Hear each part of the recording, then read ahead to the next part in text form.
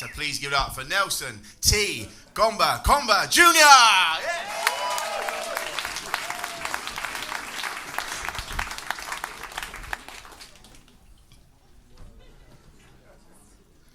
So, my name is Nelson Tinashe Gomba Comba Jr. the second. I always tell the ladies the name Nelson Tinashe Gomba Comba Jr. the second is the shortest thing about me, and that never gets old. It never does. I'm half black, half Chinese. My father doesn't like that joke, but our neighbor, Mr. Chang, thinks it's really funny. It's like, he comes up to me after the show like, Nelson, I really like that Chinese joke. Sheshe, because that's how you say thank you in Chinese. I live in Norwich. I'm from Norwich, Norfolk. I grew up there. Shout out to all my Norwich man them out there. You know, I grew up in Norwich. Whenever the teacher read out the register, right, there'd be silence and anticipation and excitement as the teacher go to my name. She'd actually skip all the other boring names like, sir, what's your name? What's your name? Joe, that's a boring name, Joe. She didn't care whether they showed up or not. She'd skip all the names and they should get to my name. And then there'd be silence and anticipation and the kids would huddle up like a mini staff party and the teacher would read out my name. She'll go, Nelson Tinashe Gomba Comba Jr. Azi Winyama, Winyam. And then all the other kids would lift me up like the Lion King. And they'd all start dancing around me like Ingwenama, Ingwenama.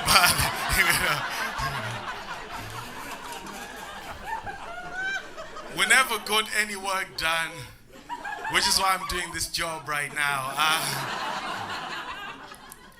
In my high school, there were 4 black kids. But the only people that knew there were 4 black kids was the 4 black kids. Everyone just thought it was one black kid was everywhere. Like Nelson, I just seen you in the science field. What are you doing playing cricket in the field? I just seen you at the bus stop. What are you doing smoking weed in the... One of the 4 black kids was my little brother, right? And sometimes I'd be able to spot his little black head bubbling in the ocean of white Norfolk kids. And I tried to sneak out behind him and surprise him like, hey, little bro, hey. And then it would turn out to be a different black kid. And I feel racist, like, damn, they all look the same to me. And then Mr. Chang would be like, Nelson, I really like that joke. Because Mr. Chang gets it. He knows what it's like. We're here now, man. I look good. Thank you, ma'am. I'm originally from Zimbabwe, which means my passport will never get stolen. Someone will steal my passport, then run after me like, sir, take your shit back, please, sir. I lived in Zimbabwe until I was able to swim. Like, I swam all the way from Africa. I almost drowned 27 times. I fought sharks, fought Somali pirates, only to get washed up in this place called Great Yarmouth. Now, I did look around for a bit, and then I started swimming back to Africa. I was like, if that's Great Yarmouth, I don't want to see the no more Yarmouth. Can you take it? It's crazy, man. My family later on moved to Norfolk, though. We live in Norfolk properly now. We live in Norwich. Norfolk is whiter than cocaine. It's pretty white. It's white. I asked a girl from Norfolk why she does not date any black guys.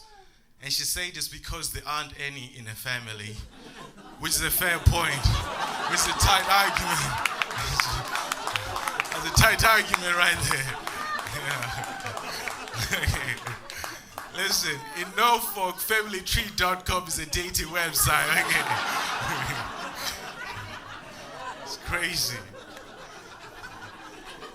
There's 48 black people in Norfolk right now. There's 48 black people in Norfolk.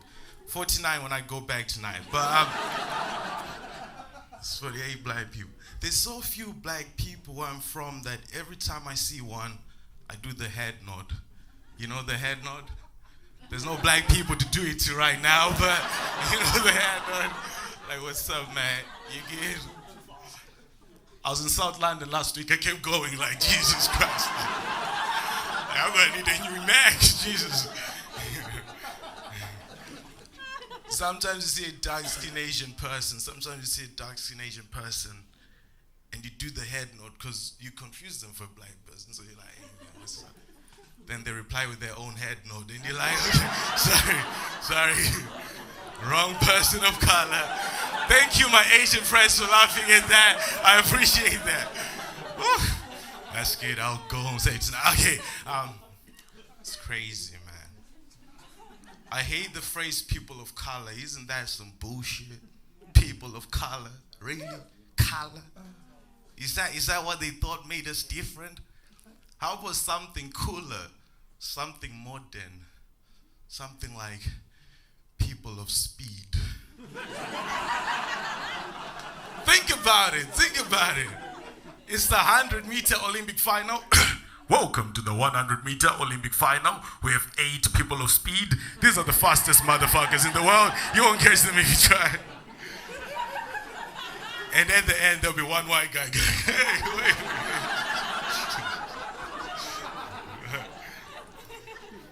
People of seasoning. No, I'm not the only one dating white women in here. People of sickle cell. All right, still better. Still better than people of color. You know. I was talking to my pet zebra the other day. And I was like, zebra, are you white with black stripes or are you black with white stripes? And then the zebra ran away with my bag of weed.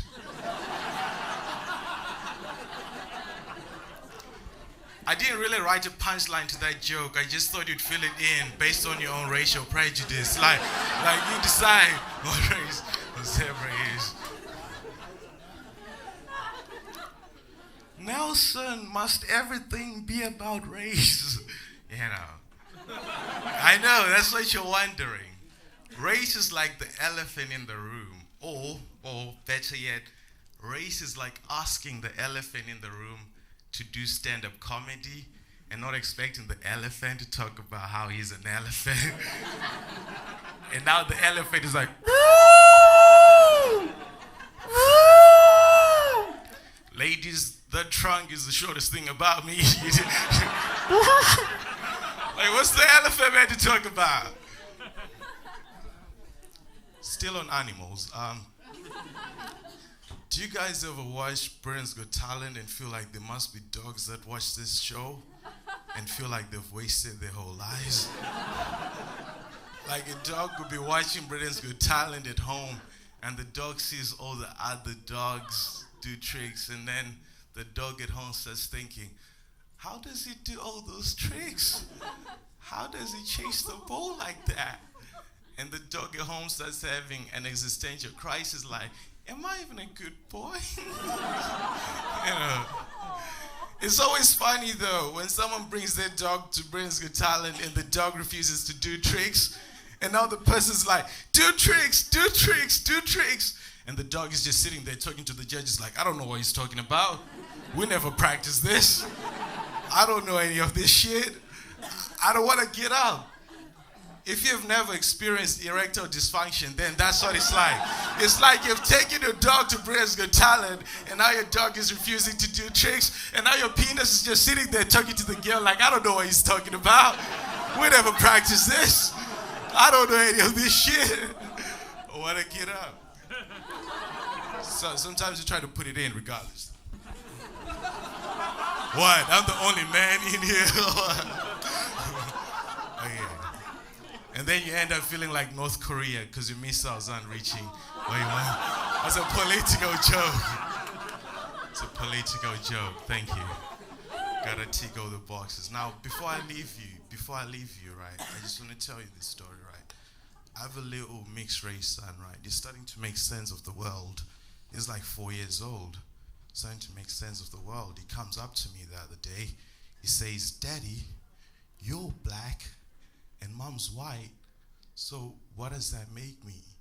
And I realized that at this point, it's very crucial in his life, and what I'm going to say to him is going to shape how he views humanity and how he treats the world. So, like a loving father says, "See here, little son," say my boy on my knee.